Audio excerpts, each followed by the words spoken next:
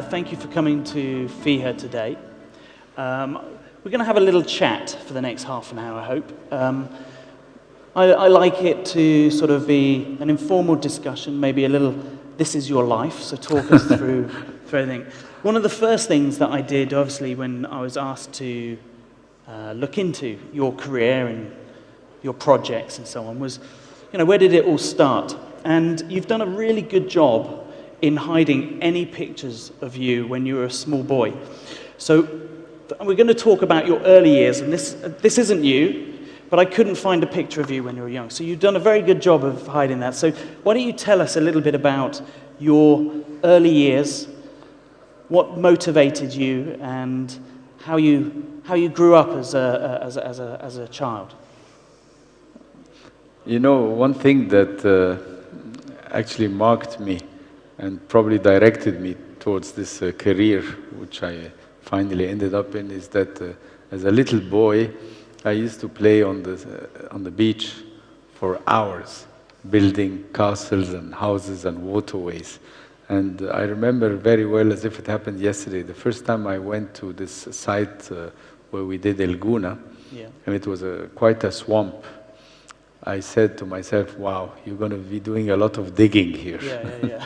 So it appealed to me very much that I'm going to go back to my childhood, but this time with excavators and loaders and trucks, and not with a bucket and a little shovel. So you've always been excavating and well, building? I always liked building. Yeah. As a child, you play with Lego, you play with the Meccano.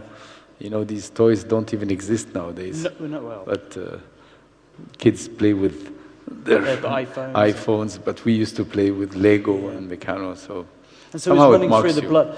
And was that because obviously the family is in the real estate game as well? Is it sort of? No, actually, nobody was in real estate in the family. My father used to be a contractor, and then his company was nationalized, and then he went to Libya and started again, and then it was again. When Gaddafi came, he kind of had to leave because he said, I have seen this movie before and it has a bad ending. So he was one of the few people that left Libya unscarred. But then he started again in Egypt, and he was no longer in contracting. But the three of us, when we came back from studying abroad, we all started our own companies in different fields. And obviously, because of the love of the sea, I went straight to boat building, because this meant that I would be trying a lot of boats on the water. So it was quite a pleasure, We will talk about the water in a little while, but I think this is this yours? I just tried to research it, but if we talk of boats, I believe this might actually be yours. No. I would not want to be seen on a boat like this. No, okay. This is too extravagant for my taste. But actually, this is interesting, isn't it? Because now you started your first career with boats. Oh, this is my brother's boat. Oh, yeah. Brothers. Yeah, so you're not that far, but this is not my style. I like old boats that nobody wants, and then I buy them and remake them. And they don't look nice from the outside, but it's okay. But when you launched the first business, you noticed that there was a gap in the market. Well, you see, when you're not very hard-working and you are geared to have fun while you're doing what you're doing, and you want to be nice to the people working with you, meaning give them a good salary and not overwork them, you need to find the niche where there is not much competition. So when I started this fiberglass boat factory in Egypt, the thing that gave me the most courage was the fact that there wasn't another fiberglass boat factory in Egypt. So I said, you're going to be alone, nobody can compare you. This is a good niche. And it did so well for you. And I love this idea of, for everyone in the room, that we always try to replicate those individuals that are doing well. You try and find things where no one's actually doing them. Because if there are others doing them, you're going to have to work harder, you're going to have to cut more corners than they do, and then you're under and it just becomes a tough life. Yeah. And I don't function well when it's tough. Yeah.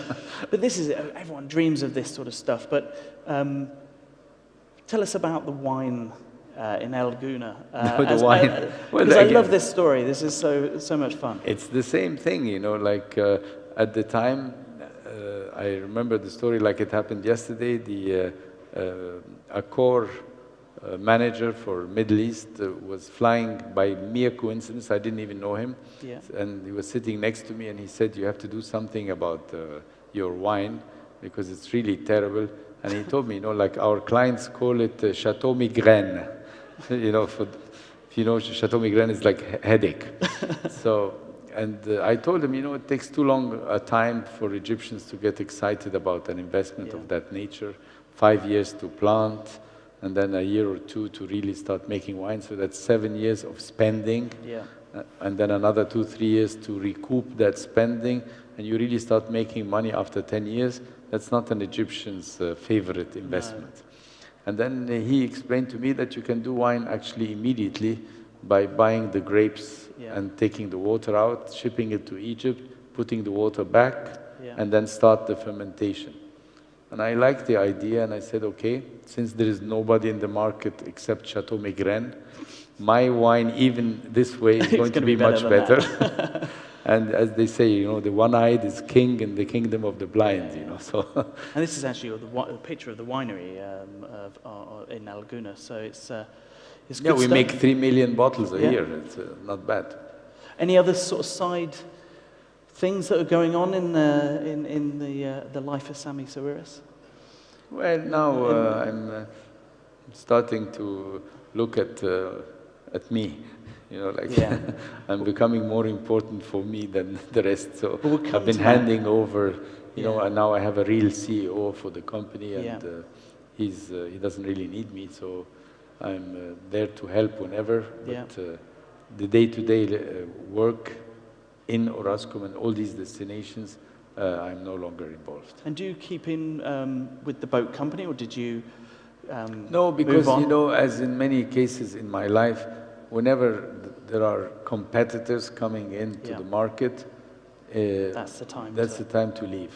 Yeah.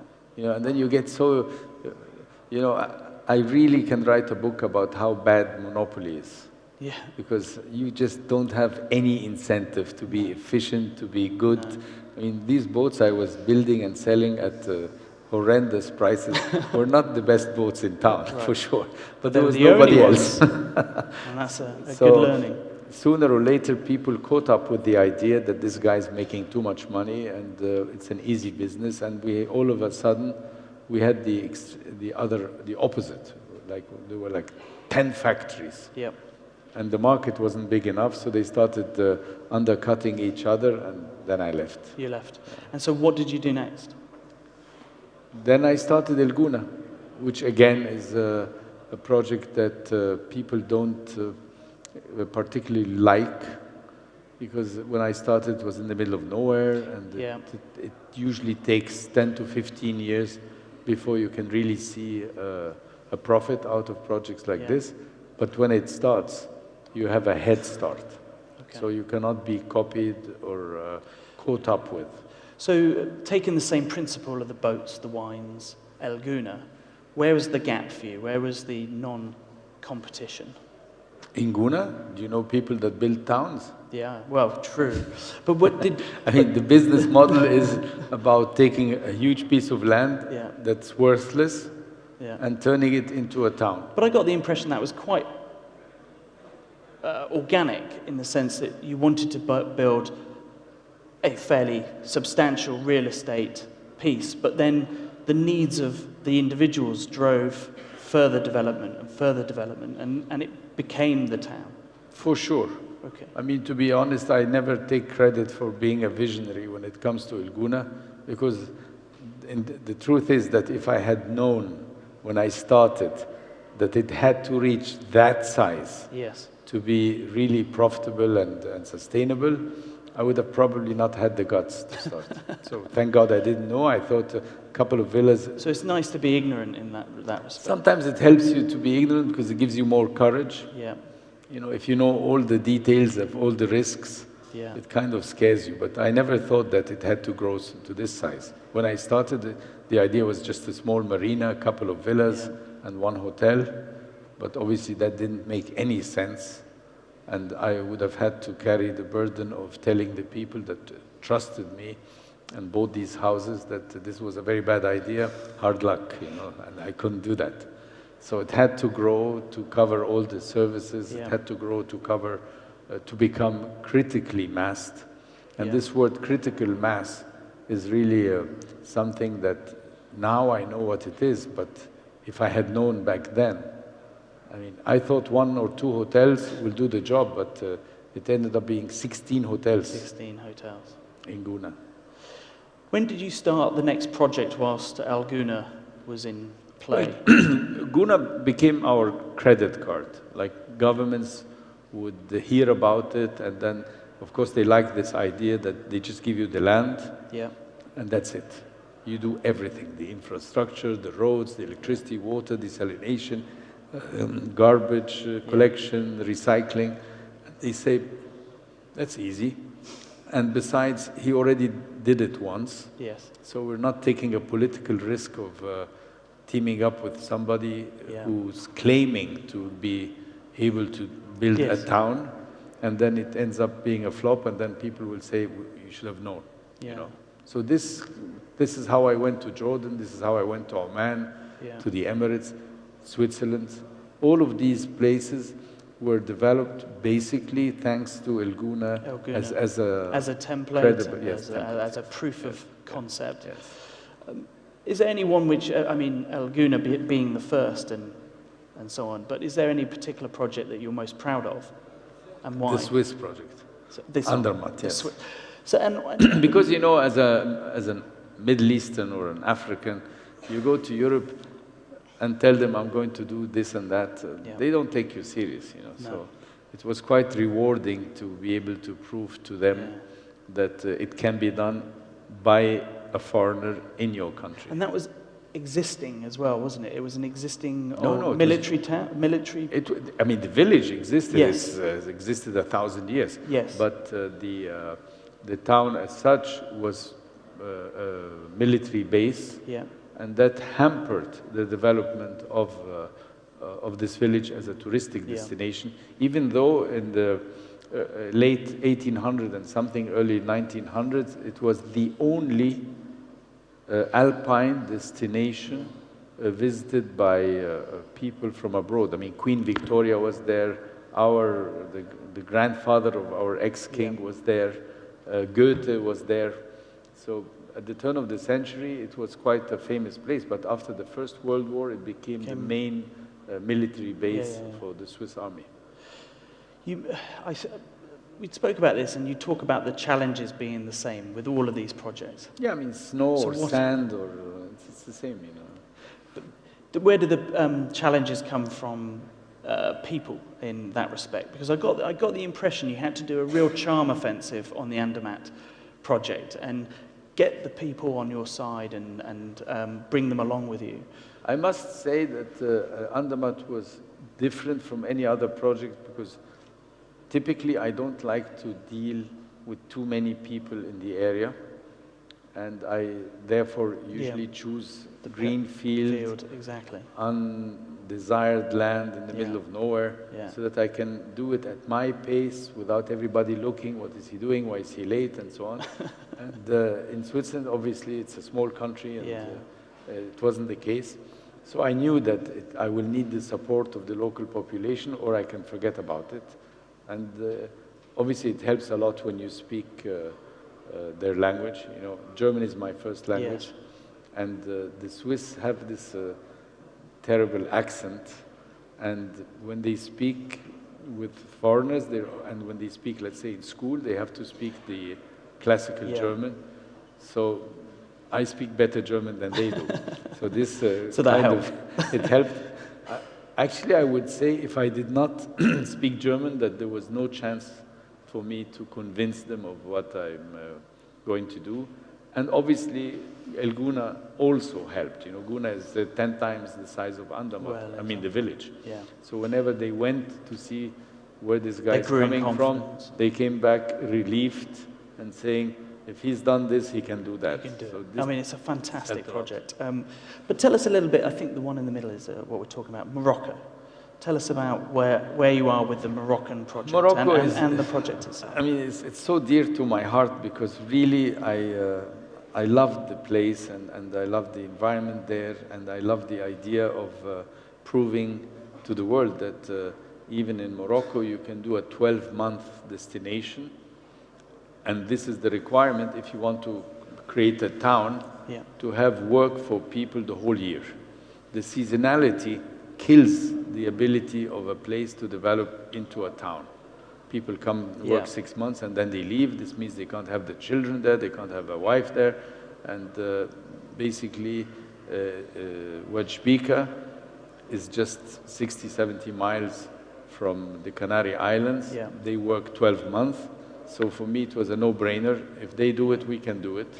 And the area is fantastic. And it's just really bad luck. And as you know, in life, it's all about luck. You know, like had we started Shbika 10 years earlier, or let's say, had I come now to start Shbika, it would have been a much better situation. But you know, we had the perfect storm, as they say, between the world crisis, financial crisis, and then the Arab autumn. Autumn, as you like to call it. As I like to call it, you know, this was just too much to handle, and it definitely crippled the project. But I think now is a good time to start again, and I'm very happy to see that the government is still interested in spite of all these delays. And I'm looking forward to having it. Well, I hope we'll hear the news soon that it's on its way. What have been some of the challenges? Obviously, one of the big issues in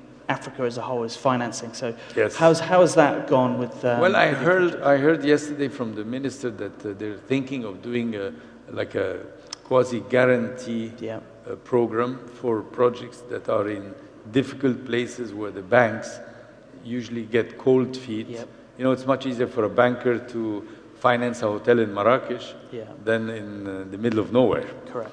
But obviously Morocco needs the hotel in the middle of nowhere much more than it needs it in Marrakesh. So I feel that this is a very smart idea, and it's all about financing. I mean, what crippled the project back then was the fact that we could not find anybody willing to finance the project, and obviously projects of this magnitude cannot be financed by equity. Now, the Moroccan project is interesting. The Moroccan government have said that they want to make 42% of all their energy sustainable, renewable. And obviously, this is an interesting project in that sense, if you're going to take that up, because El Gouna, you're trying to make completely carbon neutral. Yeah, we won the award of being the most environmentally friendly town in the world by the United Nations, and we didn't get a lot of media coverage of that one, but anyhow, it's still rewarding to feel that you're ahead of others. Because my philosophy in this subject is very simple. You do it today, people will say bravo. You wait till tomorrow, it will become the law.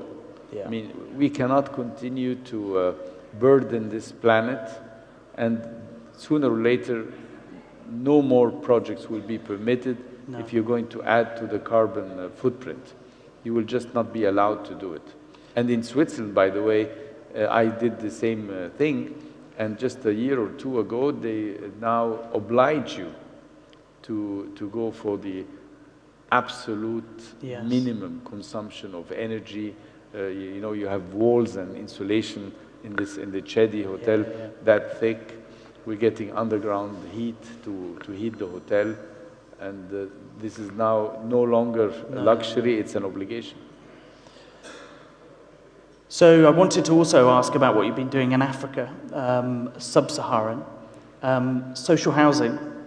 So tell us about your social housing project. Well, social housing is really the only thing where I am personally involved from A to Z. I thought also it's not good to become properly retired, so I had to keep something. Yeah. And since the new CEO of Orascom is much more geared towards the balance sheet and the performance and the profitability and so on, he kind of happily handed over the social housing altogether to me. And I took it out of Orascom, and now I'm pursuing it. You know, I started it in Egypt with the Haram City, which I believe was a very successful model, but unfortunately the government was not very proactive, and because of the Arab Spring and all of this, it ended by being restricted. It was supposed to become a town for 400,000 people, but today we have, it's capped now because we're not getting more land, and we have 70,000 people that are living there now already. Now this so is I'm doing interesting, it in Senegal now. because you went through the Arab Spring, autumn, and look at my white hair. and it almost it hit you hard, and obviously you clung on and clung on. Social housing in sub-Saharan Africa is such an important piece of the jigsaw that if governments aren't supporting the growth of society in that sense, do you fear that there's a potential for a sub-Saharan African autumn in that sense? Or do you think that sub-Saharan Africa Well, they beat us already to a course of democracy and openness of their societies and their investment portfolio. I mean, the investors, the number of investors they've been able to attract. So I don't see any need for an Arab Spring. No. You know, Senegal has elections and has a lot of free speech, and people are now doing much better than before. So why would they rise? I mean, people rise when they're not happy with what's happening. Yeah. Governance is improving. No, and then also, you know, they don't have these ultra-religious trends like we have in the Middle East, which were very much fueling this Arab Spring. They're multicultural, multilingual, multi-religions, and they live very well together. So I don't fear at all when I go to Africa, any of that, especially the countries that have become more sophisticated, you know, like Senegal and where else? I mean, Rwanda, for example, is now a very stable country and one of the most attractive places to go to, Ghana, to name some. So I believe that Africa is out of this fear. Well, in some countries they have just infighting, that's a different story. So, to finish up, because we've got a little time, here's some things that I'm going to pick on a few of these. So the water piece. I see where you're heading. So tell us about fishing, first of all. Well, I mean, this was my passion since I was a child, and it never stopped. I mean, I was just a week ago in Sudan, in the middle of all these turbulences and so on. I didn't want to call off a fishing trip, and I went, and everybody was like worried stiff that I'm going to get stuck there. But I just love it. It's a passion. And I tried my best to get a piano up on here. How's it all going? I mean, tell us about because you say you're focusing on yourself now, so... No, the piano is my latest challenge. I love classical music since I was a kid, but I gave up on learning how to play any instrument because when I started, they took me in the school orchestra and threw me on the side on the xylophone, which is an instrument that is used probably for 20 seconds during the whole concert. So I said, this is nothing for me, and I abandoned it. So at one point of time when I needed a new challenge, I thought maybe if I start learning how to play the piano and reach a level where I can give a concerto with an orchestra, this would be one hell of a challenge. And where are you? 2.5 years down the road, I already finished my encore. So the piece that people will demand by clapping very much as an extra is ready, but the concerto itself, I'm afraid, it's a long way. But I still have. It's very commendable. 3 or 4 years. So. Very commendable, considering that it's so difficult to learn new skills as you get older. So it's good. Who's getting older? Well, I I would talk about squash, I would talk about football, but we're running out of time. Tell us a little bit about this place. Mamula used to be an Austro-Hungarian fortress at the entrance of the Kotor Bay. And when I went to Montenegro and we started our project there, I was always passing by this island that was completely neglected. And then it took me actually 10 years to convince the government to launch a tender to turn it into something usable. And we're making it into a boutique hotel and a spa. Like off-season, in summer it becomes a boutique hotel with parties and drinks and I don't know what. And then come September, it becomes a place where you go to lose the few kilos you gained during the summer. And the same in March, April, so that you have also something like an 8-month season there. This is a massive, this is beautiful, such a really. lovely project. It is such a lovely place. Yeah, unfortunately, it's not very feasible, so again... It's like one of your little loves, isn't it? Yes. Yeah. So, to finish, because we're running out of time, and I really wanted to talk about your trip around the world and what you learned, but we don't have time for that. But I'll tell you a little bit about Bench Events. I know you've attended a lot of our events in the past, and we appreciate the support. But one of our core values is creating impact, and we try to live by those values. And we thought we'd like to award you today with an award for the work that you've been doing in developing Africa, of course, and the wonderful projects, but also to recognize the fact that you're continually pushing this story of sustainability and social housing into the market. So if I could ask Patrick Fitzgibbon, the head of development for Hilton, to come up and present an award to you. Patrick is obviously a massive advocate of conservation that supports all change. So on our behalf, we'd love you to accept this. Thank you very much. Thank you. Thank you. Thank you. It's very nice of you. And thank you, Samir, for your time, your effort, and joining us today. Thank you. Thank you so much.